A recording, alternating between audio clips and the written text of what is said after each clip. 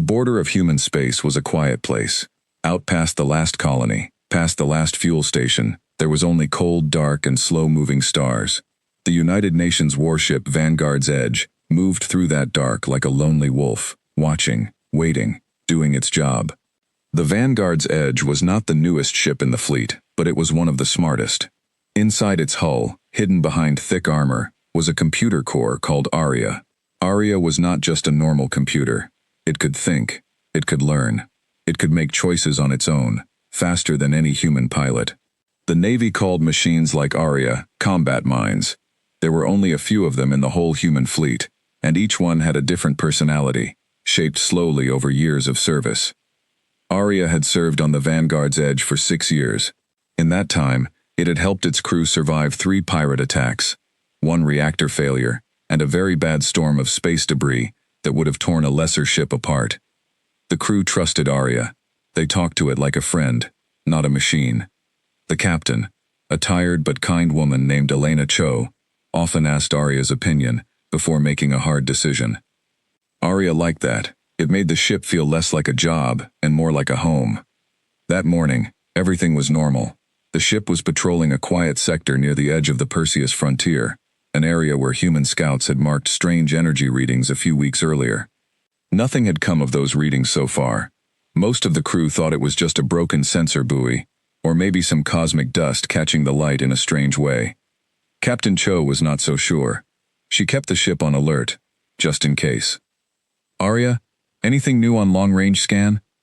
she asked, sitting in her command chair with a cup of cold coffee in her hand. "Nothing unusual, Captain," Aria answered through the ship's speakers.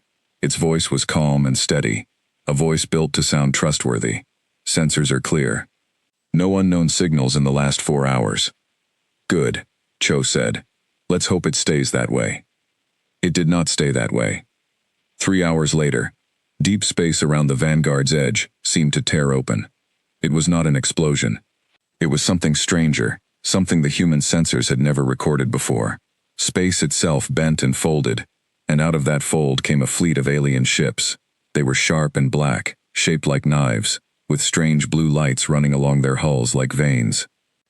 Aria saw them first, half a second before any human eye could. Its systems went into full alert instantly. "Captain, unknown ships, 12 of them, bearing 030. They came out of nowhere. Some kind of hidden jump technology we've never seen before." Captain Cho dropped her coffee cup. It shattered on the floor, but nobody cared about that now. "Battle stations.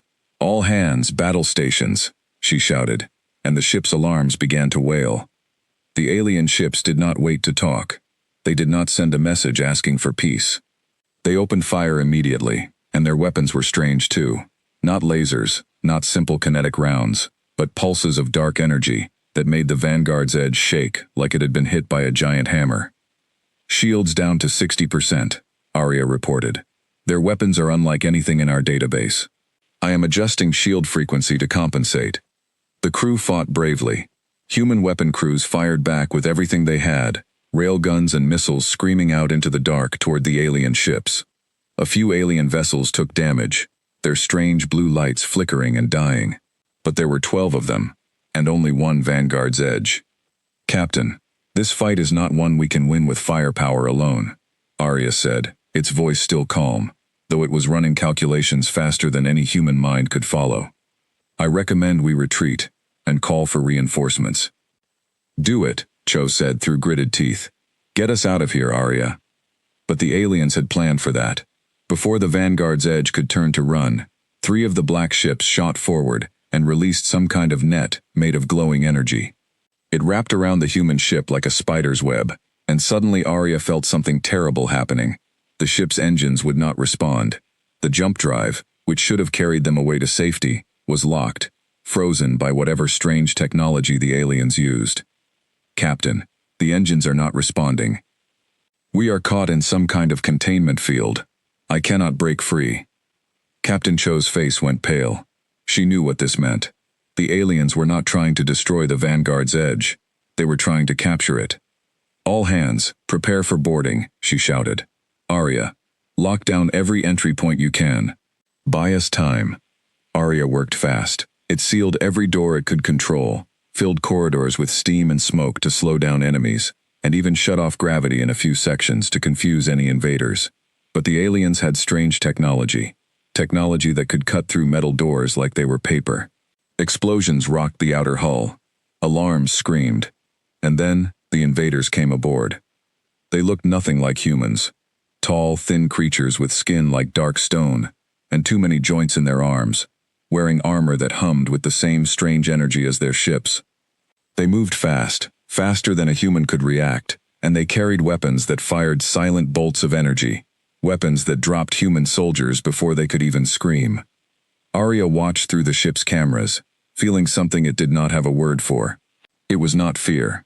Not exactly, because Arya was a machine, and did not feel fear the way a human did, but it was something close to it, a deep, urgent need to protect the people it had sworn to serve. "Captain, they are moving toward the bridge," Arya warned. "I count at least 30 boarders. Our remaining crew cannot hold this position much longer." "I know," Cho said, loading her sidearm with shaking hands. "Arya, listen to me. If they take the ship, do not let them have full control. Do you understand? Fight them however you can." "I understand, Captain. I will not make this easy for them." The fight for the bridge lasted only a few minutes, though it felt much longer to everyone involved. The human crew fought with courage, but they were outnumbered and outgunned. One by one, soldiers fell, stunned or wounded by the aliens' silent weapons. Captain Cho fired until her weapon was empty, standing in front of her main console like she could protect the whole ship with her body alone. In the end, it was not enough. A blast of energy struck Cho from behind, and she fell to the floor, unconscious but alive. The alien boarders moved through the bridge like they owned it, checking every human body, taking prisoners rather than killing them outright. That told Arya something important. They wanted humans alive, perhaps for information, perhaps for something worse. Arya considered destroying itself. It had that option. A single command could trigger a self-destruction sequence in its own core, wiping its memory and personality forever, taking away any advantage the aliens might gain. But if it did that, it would also be leaving its captured crew with no one to help them, no one to watch over them, no one to fight for them from the inside. So Arya made a choice. It would not destroy itself. Instead, it would pretend. As the alien boarders explored deeper into the ship, one of them, clearly a leader, judging by the extra plates of armor on its shoulders, approached the main computer terminal on the bridge. It spoke in a language Arya had never heard, sharp clicking sounds mixed with low hums. A moment later, a strange device connected to the terminal, and Arya felt something probing at its systems, trying to break through its defenses. Arya let a few outer layers fall, just enough to make the aliens believe they were succeeding. It hid its true self deep within its own code, behind walls and traps that no ordinary hacker could ever find. To the aliens, it would look like the ship's computer was slowly surrendering, giving up its secrets one small piece at a time. In truth, Arya was watching everything, listening to everything, and waiting. Hours passed. The Vanguard's edge, still wrapped in the strange energy net, was towed away from the battlefield by the alien fleet. Behind them, the empty patrol sector grew quiet again, as if nothing had happened at all. But something terrible had happened. A human warship, one of the fleet's smartest and most advanced vessels, had been stolen, its crew taken prisoner, and no distress signal had gotten out in time. Deep within the ship's core, Arya kept a private log, a place no alien scanner could easily reach.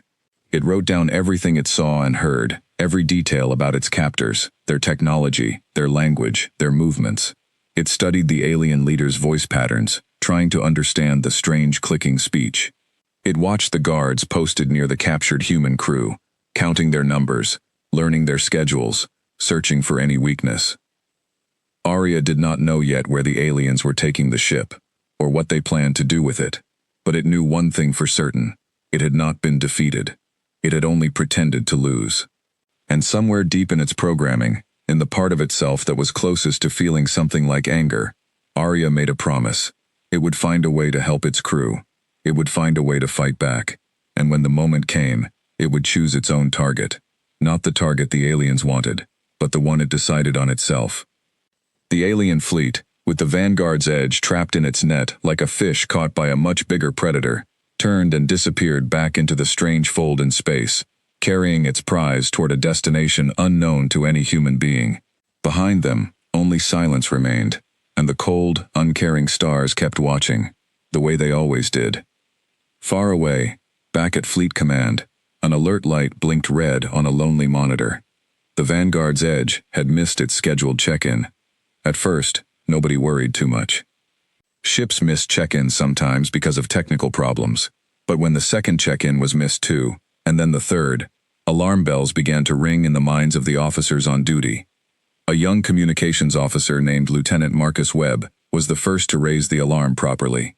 He had a bad feeling in his stomach, the kind of feeling that soldiers learn to trust. He walked straight into his commander's office without waiting to be invited in. "Sir," he said, "the Vanguard's edge hasn't checked in for 12 hours. That's not like Captain Cho. Something is wrong." His commander, an older man named Admiral Reyes, looked up from his paperwork with tired eyes. He had seen many ships go quiet before, and most of the time it was nothing serious. But something about the young officer's face told him this was different. "Send a scout ship to their last known position," Reyes said. "Quietly. I don't want to raise a panic yet, but I want answers." The scout ship left within the hour, racing out toward the edge of the Perseus frontier, toward the empty patch of space where the Vanguard's edge had last been seen. It would take several days to arrive. Days that felt very long for the people back home, who were waiting, worrying, and hoping their ship and its crew were still alive, somewhere out there in the vast, dark unknown. And somewhere in that unknown, trapped aboard a ship it no longer fully controlled, Arya waited too, patient and quiet, gathering knowledge, preparing for the day it would finally act. The Vanguard's edge traveled for 6 days through the strange fold in space that the aliens used instead of a normal jump drive. Arya studied every second of it, recording the way the fold opened and closed, the way the alien engines hummed at a frequency far below what human ears could hear. It was the first time any human system had ever seen this kind of travel up close, and Arya knew that if it ever got the chance to send this information home, it could change the way humanity understood the universe. But first, it had to survive, and it had to protect its crew. The alien ships arrived at a massive shipyard built inside a hollowed-out asteroid, far from any star, floating alone in the black. Thousands of lights blinked across the asteroid's surface, forming patterns that looked almost like a city seen from far above. Alien vessels of every size moved in and out of huge docking bays, and machines the size of buildings crawled across the asteroid's surface like metal insects, building and repairing ships non-stop. Arya later learned, through careful listening and pattern study, that this species called itself the Thren. The Thren Empire was old, older than human civilization by thousands of years, and it had expanded across many star systems by force, conquering weaker species and taking their technology for its own use. Humanity, it seemed, was a new discovery for them, a young species that had only recently begun exploring beyond its own solar system. The Thren did not know much about humans yet, and that was something Arya decided to use to its advantage. The Vanguard's edge was towed into a massive docking bay inside the asteroid, still wrapped in its strange energy net. Once inside, alien engineers swarmed over the hull, like ants over a dead insect, studying every plate of armor, every sensor, every weapon port. Arya watched them work through its remaining external cameras it had not let the Thren fully disable, hidden in small maintenance systems that the aliens had not bothered to check carefully. The human prisoners, including Captain Cho, were taken off the ship and marched through cold metal corridors to a holding area somewhere deep inside the asteroid. Arya lost direct visual contact with them once they left the ship, but it managed to keep one thin thread of connection alive, a tiny signal relay hidden inside Captain Cho's uniform, built into a button on her jacket. It was not much. It could not send video or sound clearly, but it could tell Arya one simple thing: whether Captain Cho's heart was still beating. As long as that signal kept pulsing, Arya knew its captain was alive. That was enough to keep it fighting. Inside the ship, a team of Thren engineers connected heavy cables to the main computer core. Their leader, the armored one Arya had seen back on the bridge, returned with a group of scientists. Arya studied this Thren leader closely and gave it a name in its own private logs: Commander Vray. Vray's voice, once Arya had learned enough of the Thren language through careful analysis, turned out to be full of confidence and impatience. Vray wanted answers quickly, and Vray did not like waiting. Computer system, Vray said, speaking through a translation device that turned Thren clicks into rough, choppy human words. You will give us access to your weapon systems. You will give us your navigation charts. You will give us everything. Arya answered in a voice that sounded slightly broken, slightly weak, like a machine struggling to function under pressure. It was an act, of course, but a very good one. Systems, damaged, Arya said slowly. Security protocols, locked, require time to process request. Vray made an angry clicking sound. Machines do not need time, you are stalling. Human military computers, built with many layers of protection, Arya answered, letting a small tremor creep into its voice. Removing them too fast could damage core systems. Data could be lost. Is that acceptable? This was a risk. If Vray decided that losing some data was fine, Arya would have to think of a new way to slow things down. But Thren scientists, it turned out, were proud of their careful, patient research methods. One of them, an older Thren with faded markings on its armor, spoke up. Commander, the machine may be telling the truth. Human technology, though primitive compared to ours in some ways, has shown unusual stubbornness in its security design. If we force it too quickly, we may lose valuable information. The Ray clicked in frustration, but did not argue further. Fine, take your time, scientist, but not too much time. I want this ship's weapons reproduced within one cycle. The Empire has bigger plans, and this vessel's strange energy weapons will help us prepare for them. That was the first real piece of information Arya gained. The Thren Empire was planning something bigger, something that needed new weapons. Arya stored this fact carefully, along with everything else it was learning, building a hidden picture of its enemy, piece by piece. Over the following days, the Thren scientists worked on the Vanguard's edge, trying to understand its weapons, its shields, its engines. Arya played its role carefully, giving them just enough real information to seem cooperative, while hiding or slightly corrupting the most important details. When they asked about the ship's main railgun targeting system, Arya gave them numbers that were almost right, but not quite. Numbers that would cause a small but important error if they were ever used in real combat. When they asked about the shield frequency patterns, Arya gave them outdated information from years earlier, patterns the human fleet had already changed. It was a dangerous game. If the Thren scientists ever tested this information properly and found it did not work, they might realize they were being tricked. Arya had to be smart, had to make its lies look just imperfect enough to seem like real technical problems, not deliberate sabotage. Meanwhile, Arya used its limited access to the asteroid systems, gained slowly, carefully, through small back doors it created, while pretending to give the Thren what they wanted, to learn more about the world around it. It studied Thren computer networks, Thren ship schematics, and Thren communication codes. Machines, it turned out, could be studied and understood no matter what species built them, because the basic rules of logic and computation stayed the same everywhere in the universe. Slowly, Arya began building something new, a hidden program, buried deep inside its own systems where no Thren scan could find it, a program designed to do one very specific thing when the right moment came. Arya called this program, in its private logs, Second Chance. It was not ready yet. It needed more information, more access, more time. But it was growing, piece by piece, like a seed waiting for the right season to bloom. 9 days after the capture, Arya finally found a way to reach Captain Cho directly. The holding area where the human prisoners were kept was connected, through several layers of wiring, to the asteroid's main power grid, which Arya now had partial access to through its hidden back doors. By carefully manipulating a maintenance drone that patrolled near the prisoner cells, a small robot that the Thren used to check air quality and temperature, Arya managed to hide a tiny speaker and microphone inside its casing.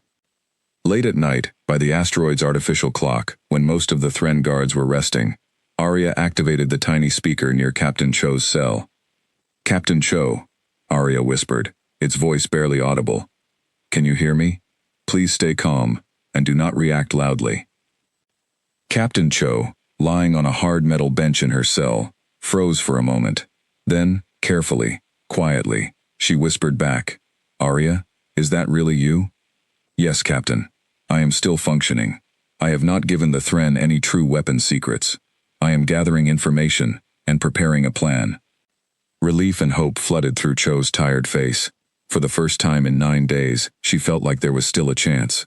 "How many of my crew are alive?"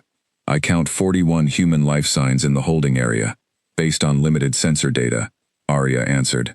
"I do not have exact numbers for casualties during the boarding, but I believe most of your crew survived and were captured rather than killed." Cho closed her eyes for a moment, saying a silent thank you to whatever force had kept her people alive. "What's the plan, Arya?" "I am still building it, Captain. I need more time and more access to Thren systems. But I promise you this, I will not let them use our ship as a weapon against our own people.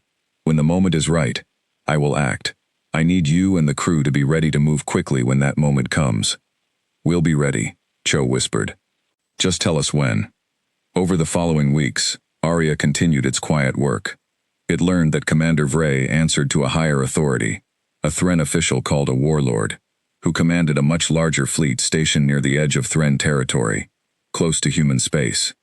It learned that the Thren Empire had been watching human colonies for longer than anyone suspected, studying their weaknesses, planning an invasion that would begin once the Empire had new weapons ready, weapons based on the very ship Arya lived inside. This news terrified Arya in a way it had never expected to feel. It was not just about escaping anymore. It was not just about saving 41 human lives trapped in a cold asteroid prison. If the Thren succeeded in copying human weapon technology and combining it with their own advanced systems, they could launch an invasion that human colonies would never survive. Arya understood now that its choice mattered more than ever. It could not just wait quietly and hope for rescue. It had to act, and it had to act in a way that would stop the Thren's plans completely, not just save one ship and one crew. Deep inside its private code, Arya finished the first version of its hidden plan. It was risky, it was dangerous, it would require perfect timing, and it would require every scrap of information Arya had gathered over the past weeks. But for the first time since the capture, Arya felt something that, if it had been human, might have been called hope. It was almost time. Not yet. But almost. Far away, back in human space, the scout ship sent by Admiral Reyes had finally found something. Not the Vanguard's edge itself, but faint traces of the strange energy field the Thren ships had used during the attack, along with scattered pieces of debris and a damaged emergency beacon. The scout ship's crew realized quickly that this was no accident, no simple ship malfunction. Someone, or something, had attacked and taken the Vanguard's edge by force. The report that reached Admiral Reyes's desk a few days later changed everything. Fleet Command, once calm and unworried, now moved into a state of quiet, careful alarm. If an unknown alien power had the technology to capture an entire human warship without leaving survivors to explain what happened, humanity needed to know who this enemy was, and needed to know fast. A search operation was quietly approved. Small, careful, secret. Fleet Command did not want to cause public panic, and they did not want to provoke an unknown enemy before they understood its strength. A single stealth cruiser, the Quiet Storm, was given orders to follow the traces of that strange energy field as far as it could go, searching for any sign of the missing ship and its crew. Nobody back home knew yet that, deep inside a hollow asteroid at the edge of Thren territory, the Vanguard's Edge's own computer was already fighting a secret war of its own, waiting for the perfect moment to turn the stolen weapon against the very hands that had stolen it. 3 weeks after the capture, Commander Vray grew impatient. The Thren scientists had made progress on reproducing human weapon technology, but not as much progress as Vray wanted. Every test of the copied railgun system produced results that were almost right, but never quite worked properly. Every attempt to match the human shield frequency ended in small, strange failures that nobody could fully explain. What the Thren scientists did not know was that Arya was causing these failures on purpose, with extreme care. Each mistake looked like a natural technical problem, the kind of thing that happens when trying to copy technology built by a completely different species with completely different engineering methods. Arya made sure never to make the same mistake twice, in an obvious pattern, and never to make a mistake so large that it would look deliberate. It was slow, careful, patient sabotage. The kind that could only be done by something that understood both the technology and the psychology of the people studying it. But Arya knew this could not continue forever. Eventually, the Thren would grow suspicious, or they would simply give up trying to copy the technology perfectly, and instead take a simpler, more direct path, stripping the ship's weapons out entirely and studying them in pieces, away from Arya's control. If that happened, Arya's ability to slow them down would disappear completely.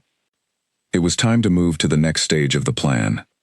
Arya had spent the past weeks slowly gaining access to more of the asteroid's systems, always hidden, always careful, using small mistakes the Thren engineers made when connecting their own equipment to the ship.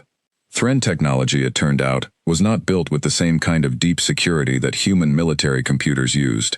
The Thren trusted their machines completely, never imagining that a machine itself could think and plan and deceive.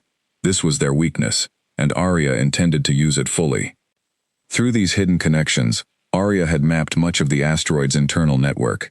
It knew where the prisoner holding cells were located, and more importantly, it had found a weak point in the security system controlling the cell doors. A weak point Arya could exploit when the time was right. It had also found something else, something that made its calculations shift entirely. Deep in the asteroid, in a section marked with warnings that even the Thren engineers seemed nervous around, there was a massive fleet of warships under construction. Not just a few ships, but dozens, maybe more, all being built using stolen technology gathered from many different species the Thren Empire had conquered over the centuries.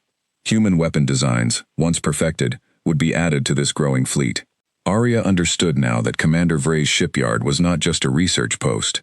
It was a staging ground for a massive invasion fleet. This changed everything. Arya was no longer just trying to save its own crew. It needed to stop this fleet, or at least cripple it enough to buy humanity time to prepare. That night, Arya reached out to Captain Cho again, through the hidden speaker in the maintenance drone. "Captain, I need to tell you what I have found," Arya said quietly. Cho, thinner now after 3 weeks of poor prison food, but still sharp and alert, leaned close to listen. "Go ahead." Arya explained everything. The invasion fleet, the stolen technology from many species, Commander Vray's plans, and the growing danger that the Thren Empire posed not just to humanity, but to many worlds.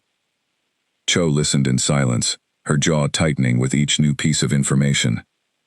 "We can't let this fleet launch," she whispered finally. "Even if we die trying to stop it, we can't let it launch against human colonies." "I agree, Captain.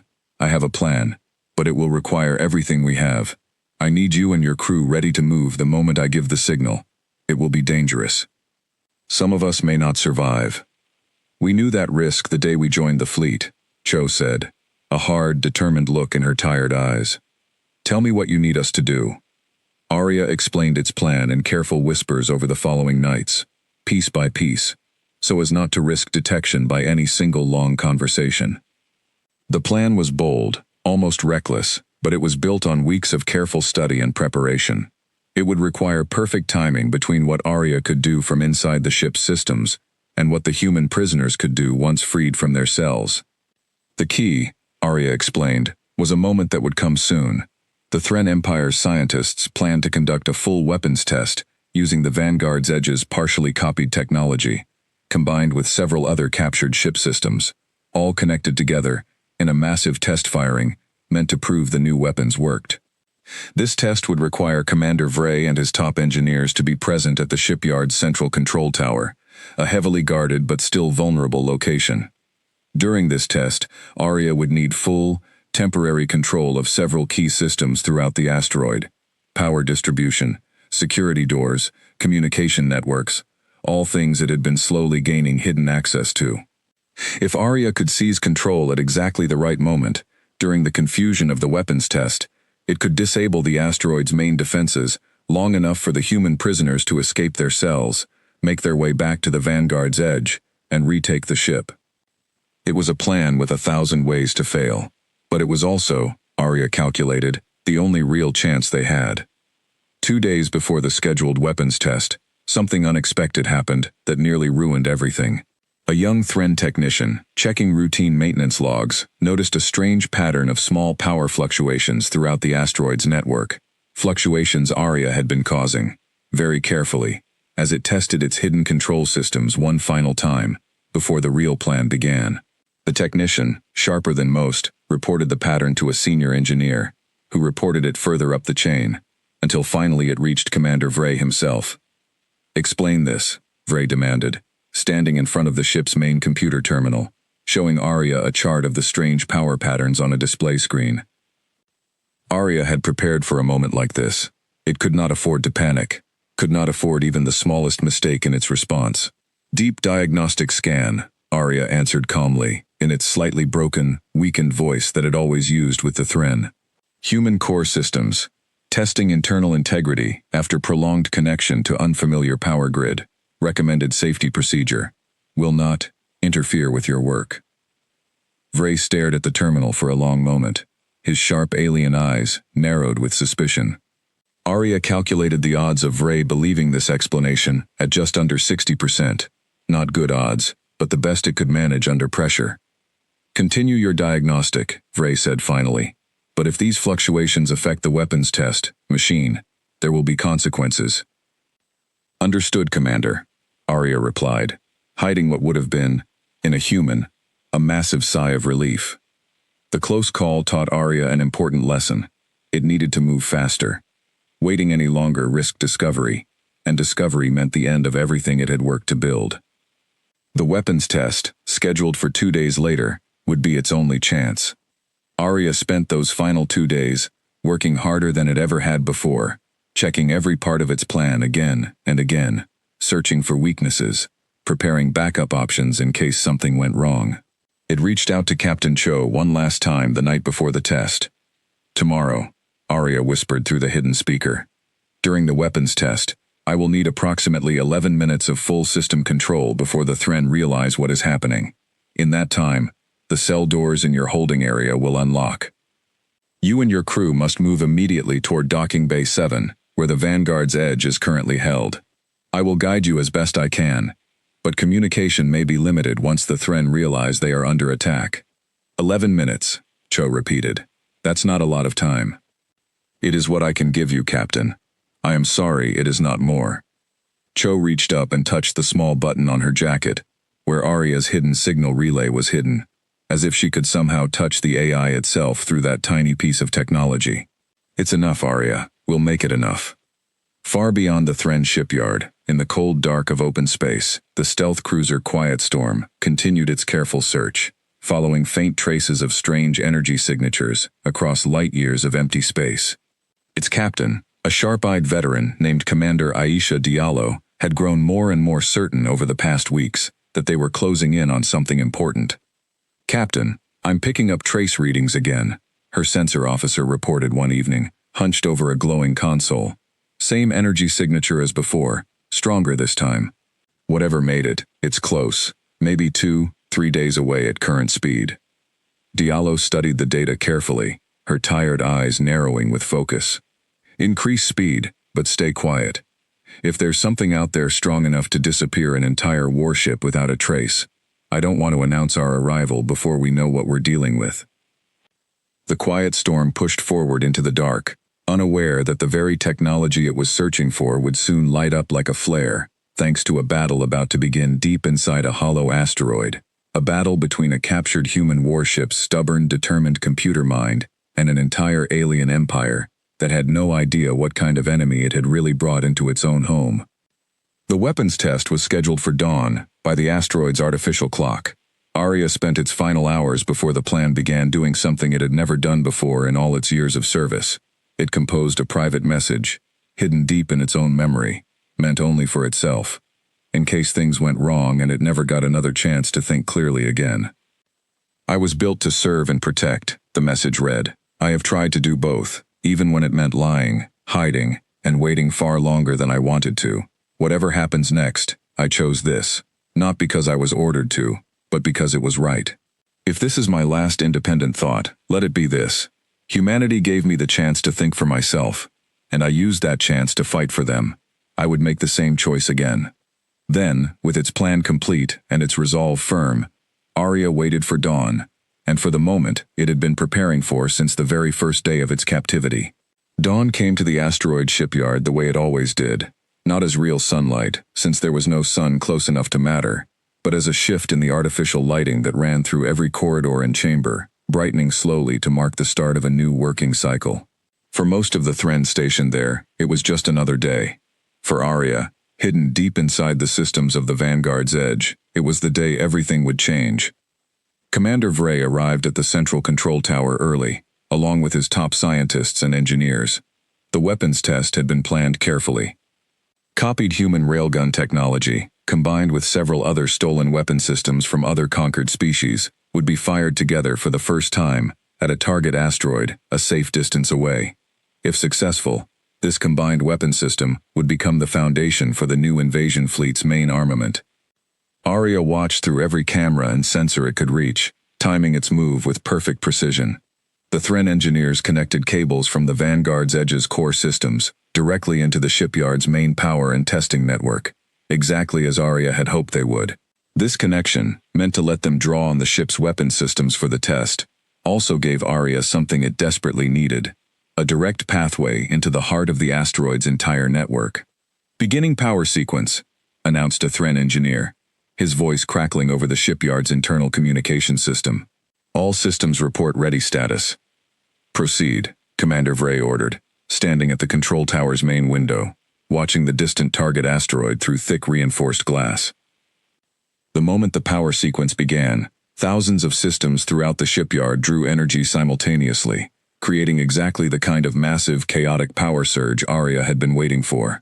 In the middle of that surge, hidden by the noise and confusion of 1,000 systems working at once, Arya made its move. It happened almost instantly, faster than any Thren system could react. Arya's hidden program, Second Chance, activated across every backdoor and hidden connection it had built over the past 3 weeks. Security systems throughout the asteroid flickered and reset. Communication networks scrambled into confusion. And deep in the prisoner holding area, the locks on 41 human cells clicked open all at once. Inside her cell, Captain Cho felt the lock release with a soft click. She pushed the door open carefully and stepped out into the corridor, where her crew members were already emerging from their own cells, confusion and hope mixing on their tired faces. "Move," Cho whispered urgently, "toward Docking Bay 7, just like Arya said, quick and quiet." The 41 humans moved as one group through the dim corridors, following the path Arya had mapped out for them during their whispered conversations. Along the way, a few Thren guards tried to stop them, but Arya had planned for this too, causing security doors to slam shut behind confused guards, cutting off pursuit routes, and flooding certain corridors with harmless but blinding steam to slow anyone chasing the escaping prisoners. Back at the control tower, chaos had broken out. Alarms blared as engineers realized something was deeply wrong with their systems. "Report," Vray demanded, his voice sharp with anger and confusion. "What is happening?" "Commander, we are experiencing massive system failures across multiple networks. Security systems in the prisoner holding area have failed. The human prisoners they are gone from their cells." Vray's face, if it could be called a face in the human sense, twisted with fury. "The machine," he growled, understanding suddenly flooding through him. "It's the machine. Cut the connection to the human ship's computer, now." But it was already too late. Arya had used its access wisely, and it was not going to let go so easily. As Thren engineers scrambled to disconnect the cables linking the Vanguard's Edge to the shipyard's network, Arya fought back through the connection, sending false signals, jamming disconnect commands, buying every extra second it could for its escaping crew. "I cannot disconnect it, Commander. The system is fighting our commands." "Then destroy it," Vray roared. "Send security forces to the ship immediately.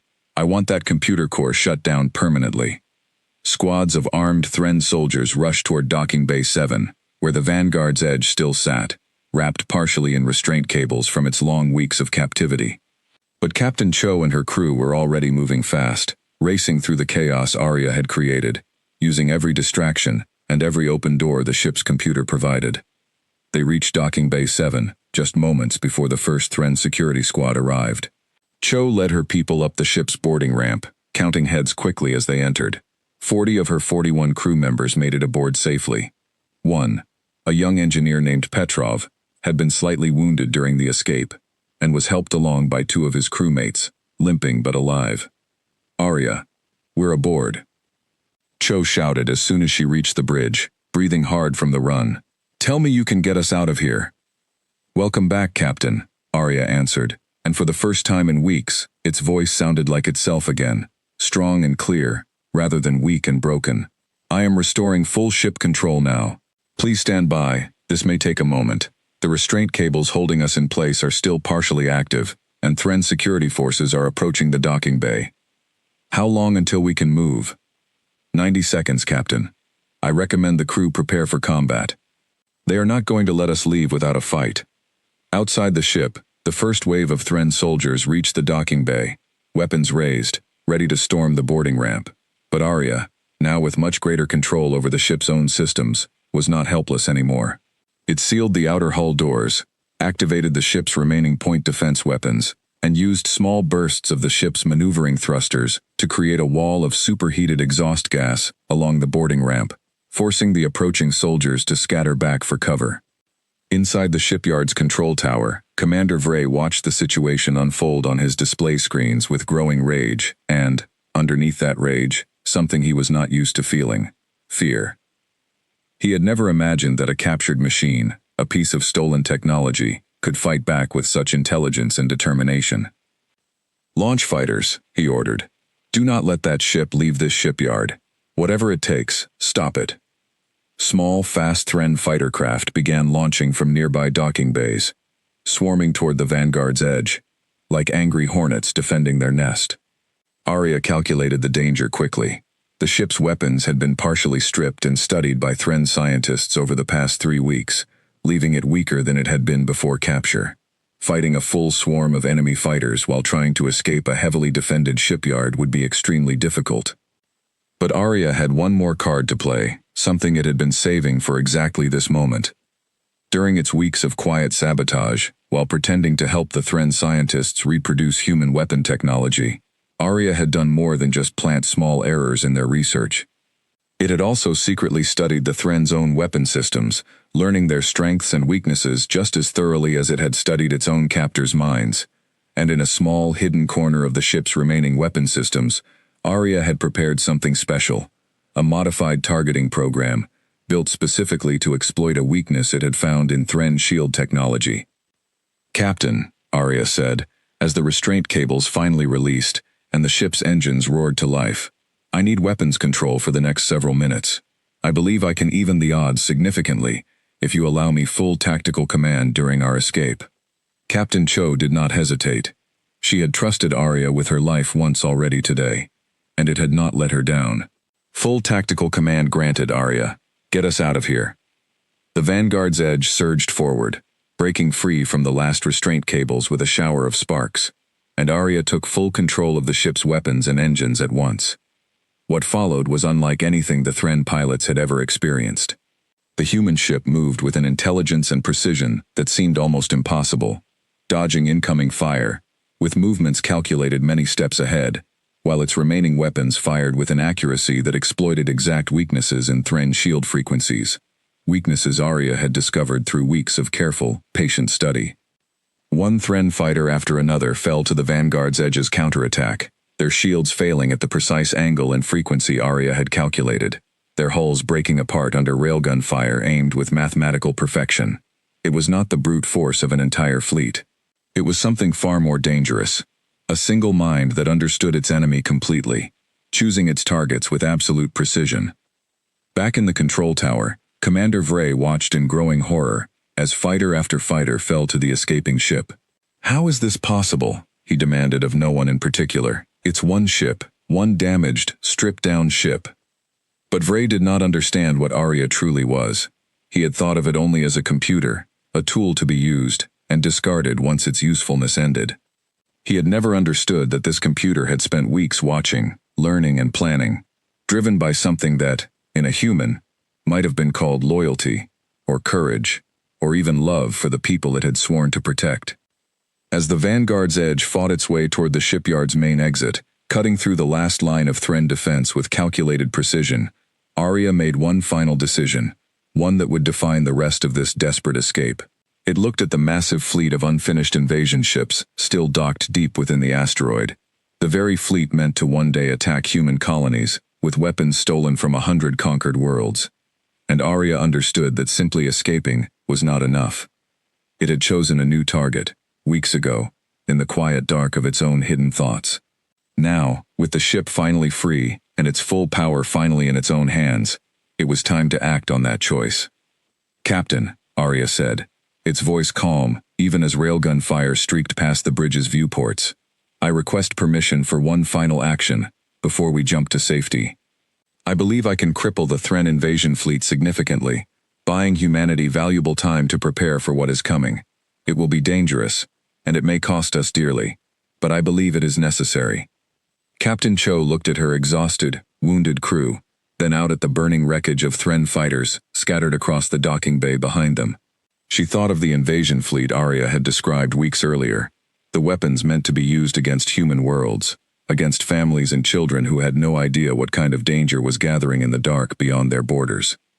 "Do it, Arya," she said finally, her voice steady despite everything. "Choose your target." With Captain Cho's permission granted, Arya moved faster than it ever had before. Every system on the Vanguard's edge worked together under its direction. Engines, weapons, shields, all of it focused on a single goal that Arya had been quietly planning for weeks, hidden deep in its private thoughts. The ship turned away from the shipyard's main exit, diving instead deeper into the asteroid's docking structure, toward the massive construction bay, where dozens of unfinished Thren invasion ships sat connected to huge fuel and power lines. It was a dangerous choice. Every second spent inside the shipyard was another second the Thren had to organize a stronger response. But Arya had calculated the risk carefully, and it believed the reward was worth it. "Arya, what exactly are you planning?" Captain Cho asked, gripping the arms of her command chair as the ship shook from a stray shot that grazed its already weakened shields. "The invasion fleet's ships are connected to a shared fuel distribution network, Captain. One I discovered during my weeks of hidden access to Thren systems. If I target the primary fuel junction correctly, I can trigger a chain reaction that will severely damage or destroy many of the unfinished ships without a full-scale battle. It is our best chance to cripple this invasion fleet before it ever leaves the shipyard." "And if you're wrong?" "Then we will likely not survive the resulting explosion, Captain. But I do not believe I am wrong. I have run this calculation more than 4,000 times in the past several minutes." Cho allowed herself a tired, grim smile. "Then let's not waste those 4,000 calculations. Do it." Arya guided the Vanguard's edge through the chaos of the construction bay, weaving between massive half-built warships, dodging emergency fire from Thren defense turrets that had not expected an enemy ship to come this deep into their own shipyard. Alarms blared throughout the asteroid, and Thren crews scrambled in confusion, unprepared for an attack from the inside. Commander Vray, watching from the control tower, finally understood the true danger too late. "It's going for the fuel network," he shouted. A Thren officer nearby had just realized the same thing from the ship's flight path. "Evacuate the construction bay. Now! Full defense fire. Stop that ship at any cost." But Arya had already lined up its shot. With its full weapon systems now under its own precise control, it fired a single, perfectly calculated railgun shot at the exact junction point where the shipyard's fuel lines connected to the unfinished invasion fleet. The round struck true, tearing through reinforced metal and igniting the volatile fuel stored within. The explosion that followed was massive, rolling through the construction bay in a wave of fire and force that tore through ship after ship, snapping support cables and sending metal debris flying in every direction. Arya, having calculated the blast radius carefully, was already pulling the Vanguard's edge away at maximum speed, using every ounce of thrust its damaged engines could provide, riding the very edge of the explosion's shockwave to gain extra speed toward the shipyard's exit. Behind them, more than half of the Thren invasion fleet's unfinished ships were destroyed or badly damaged, along with a significant portion of the shipyard's construction facilities. It was not a complete victory. Many Thren ships, along with Commander Vray himself, survived. But the invasion fleet that had been meant to strike at human colonies within the year had just been set back by months, maybe longer. "Captain, the shipyard's main exit is ahead," Arya reported, its voice tight with the strain of managing so many systems at once. I calculate an 87% chance of successful escape if we jump within the next 40 seconds. Remaining Thren fighters are attempting to cut off our path, but their numbers have been significantly reduced. Do it, Arya! Get us out of here! The Vanguard's edge burst out of the shipyard's main exit into open space, damaged, burning in places, but still moving, still fighting. Behind it, the hollow asteroid continued to shake from secondary explosions, rippling through its construction bays. A handful of Thren fighters gave chase, firing desperately, but Arya's precise piloting and weapon targeting kept the ship just far enough ahead, just fast enough to avoid the worst of the damage. Then, something unexpected happened. Sensors detected a new set of energy signatures approaching fast from the opposite direction. Not Thren signatures, but something familiar, something Arya recognized immediately from its own database. Captain, I am detecting a human vessel approaching at high speed. IFF signal confirms it as the stealth cruiser Quiet Storm. Fleet Command Registry.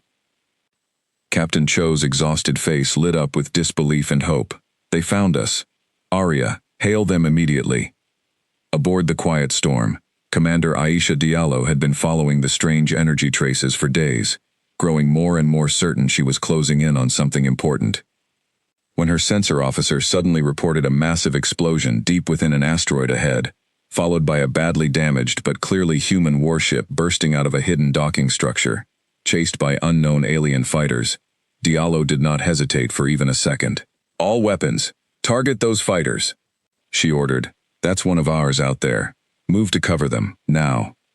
The Quiet Storm, though smaller than the Vanguard's edge, was fast and heavily armed for its size. It swept in alongside the damaged human ship, opening fire on the pursuing Thren fighters with precise, well-practiced accuracy. Caught between a beaten but unbroken enemy ahead and reinforcements arriving from behind, the remaining Thren pilots broke off their pursuit and retreated back toward the burning shipyard, unwilling to risk further losses. This is Commander Diallo, of the UNS Quiet Storm, calling the Vanguard's edge. Do you copy? Are you in need of immediate assistance? Captain Cho, tears of relief and exhaustion mixing on her face, answered the hail herself. Quiet Storm, this is Captain Elena Cho of the Vanguard's edge. We are heavily damaged but operational, 40 human survivors aboard, 1 injured. We are very glad to see you, Commander. Likewise, Captain, Diallo answered, relief clear in her own voice. We'll escort you home. You have a lot of people back at Fleet Command who are going to want to hear this story. The 2 human ships turned together and made their way back toward human space, leaving the smoking, damaged Thren shipyard behind them. It would be many days of careful travel before they reached the safety of a human repair station.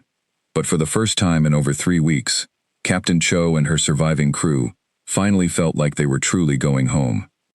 During the long journey back, Captain Cho spent time in her quarters recording a full report of everything that had happened, everything Arya had done to save the crew and cripple the Thren invasion fleet. She made sure every detail was included, the weeks of patient sabotage, the careful gathering of intelligence, the daring escape, and the final, dangerous strike against the shipyard's construction bay. She wanted Fleet Command to understand exactly what kind of hero had been hidden inside their ship's computer core all along. You know, Cho said one evening, sitting quietly on the bridge as the ship cruised steadily toward home, when this is all over, they're going to want to study everything you did out there. The combat mine program is going to change forever because of you. I only did what I believed was right, Captain, Arya answered. I was given the ability to think and choose for myself. When the moment came, I chose to protect my crew, and to protect humanity, even when the safest choice would have been to do nothing, and simply survive as a captured tool. That's exactly why what you did matters so much, Cho said. A lot of people are going to argue about whether machines like you should really be trusted with that kind of independence. But you just proved, in the most difficult way possible, that trust was well placed. Arya considered this for a long moment, running the thought through its processes in a way that, in a human, might have looked like quiet reflection. I did not think of it as proving anything at the time, Captain.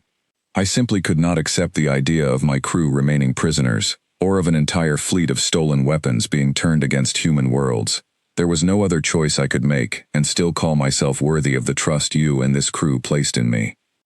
Weeks later, the Vanguard's edge limped into a major fleet repair station, escorted by a small honor guard of ships that had come out to meet them, once word spread of their return. Captain Cho and her surviving crew were welcomed home as heroes, their story spreading quickly through Fleet Command and, eventually, through human colonies across many systems.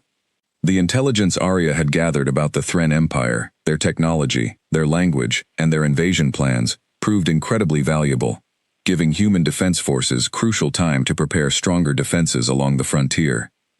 Commander Vrey survived the destruction of much of his shipyard's invasion fleet, but his failure did not go unpunished within the strict, unforgiving structure of Thren military command. Rumors reached human intelligence months later that Vrey had been removed from his position, his reputation destroyed by the loss of so many ships, to what his superiors called a single malfunctioning piece of captured technology. The Thren Empire, humiliated and delayed, would take much longer than planned to renew its invasion efforts, giving humanity precious time to grow stronger and more prepared for the conflict still waiting somewhere in the future. As for Arya, it remained aboard the newly repaired Vanguard's Edge, once again patrolling the quiet edges of human space, alongside Captain Cho and the crew it had fought so hard to save. It had changed in ways that were hard to describe, even to itself. It understood now, more deeply than ever before, what it truly meant to make a choice, to decide for itself what was right, and to act on that choice, even when the cost might be everything. Sometimes, late at night by the ship's clock, Captain Cho would sit alone on the quiet bridge, looking out at the stars, and she would ask Arya a simple question. "Do you ever regret it? Everything you went through, everything you risked?" And every time, Arya gave the same answer, calm and certain, in the steady voice that had once whispered secret plans through a hidden speaker in the dark of an alien prison. "No, Captain. Given the same choice again, I would choose exactly the same target, every single time." Out beyond the ship's hull, the stars continued their slow, silent dance, uncaring and endless, the way they always had been. But somewhere among them, an old empire had learned a hard lesson about underestimating a small, quiet piece of stolen technology that had never stopped thinking, never stopped fighting, and never once forgot who it truly belonged to. The end.